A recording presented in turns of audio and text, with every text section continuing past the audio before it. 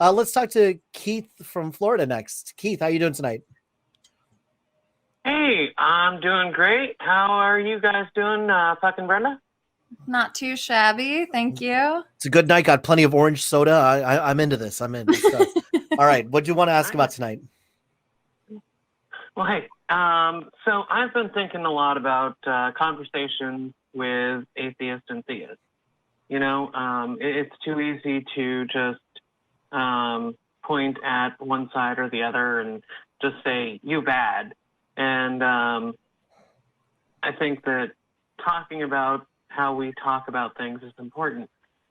One of the things I've been thinking about recently is I think that, and I'd like both of your perspectives on this, I think that as atheists, pointing at theists and saying, God of the gaps is a bad argument is not a great thing to do, because when the thing that's bad about God of the gaps is that or at least the thing that everyone says is bad about God of the gaps is that it stops people from looking into things. But if you're saying, oh, you can't say that, that's a God of the gaps fallacy, then you're stopping the conversation. What do you guys think? Okay, I think I get what you're talking about. I mean, I like calling it out if that's what's actually being used. If somebody is actually using a God of the gaps fallacy, like, well, how else do you explain the beginning of the universe? How else do you explain evolution? That is textbook God of the gaps fallacy, right? Now, does it shut down the conversation? Yes, it does. And so I would point out the fallacy and then move on to why that fallacious thinking is problematic. So not just ending it there, but then leading into the next one. It's like, okay, well, here's some other things. Did you consider this? You know, have you read the research that they have on this? And then, of course, bringing up that if you have the answer, if you think you know that God is the cause of this, you stop asking the important questions, and we don't make any more important discoveries that we've figured out because we kept on asking the questions. Right. So I see it. I see it in that sense of you call out the fallacy, say why it's fallacious in thinking, but then continuing the conversation from there. Brenda, counter apologetics. What's your take? Help educate my ignorance. What is the God of the gap fallacy? Roughly stated, the God of the gaps fallacy is by saying that there's something that we cannot explain using our current understanding. Therefore, God must have done it.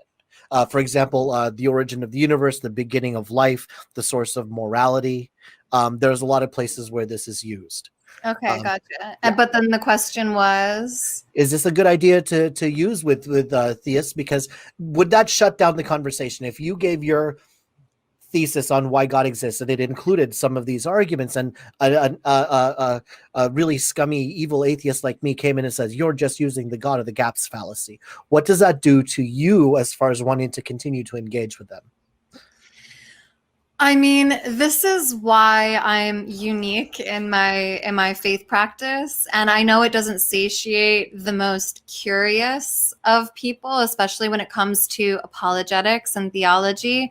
Like, I'm very open about not being a theologian and not having all of the answers and being on a serious journey of discovery. So I've never been interested in having these arguments or trying to prove my God. And I think when people get into those conversations, or if they lead into an argument, it does kind of just feel like a game of chess, because then it's like, well, who, or even checkers actually sometimes, because it's just like, well, who ran out of chips? Someone ran out of them and now the game's over. You know, it can only go as far as your knowledge, which is why, you know, sometimes it would be difficult or a lot of times, atheists know so much more about theology than I do. And I just don't have enough chips to play the game, because I just don't. But at the same time, so I guess I'm broadly answering that I think, yes, it does shut down the conversation in a way, because it's like, it's an ending, it's a period. It says, and boom, mic drop, like, this doesn't work. That argument doesn't work.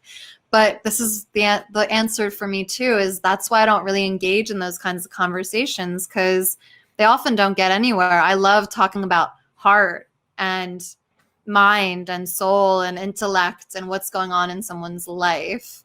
And I'm sorry if that answer doesn't satiate you, Keith, but that's just kind of where I come from as a theist.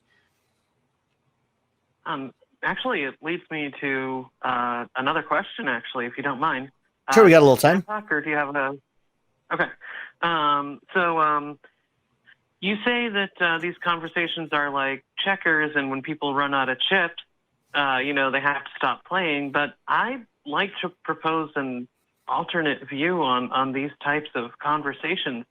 I think that they are like the journey that you're talking about. It shouldn't be argued and fought to win. It should be, let's have a conversation and help each other to further along our own journeys. Instead of the angry atheists, let's be angry, Kalam argument's bad. I love the Kalam argument, by the way.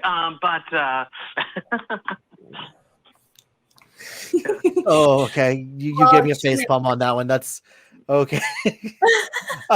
No, and like I find counter apologetics interesting as much as the next guy, but where I come from, and again, this is my personal bias, and I acknowledge it, is that I want to have the conversation where how do these beliefs impact and hurt people that are going on right now in real life, right? Like we can talk about the flaws of the ontological argument, or we can talk about misrepresented minority populations and try to find the best way to make sure that they're represented, and talk about the problems that we're having in current society. Brenda and I have a lot of agreement on a lot of these problems and a lot of great ways to solve it, regardless of the fact that we land in different places when it comes to apologetics. So for me, apologetics are fascinating conversations to have, but at the end of the day, I want to start solving actual problems that are going on here, rather than trying to figure out the how do they put it, the necessary preconditions for the intelligibility of the universe. That's just me.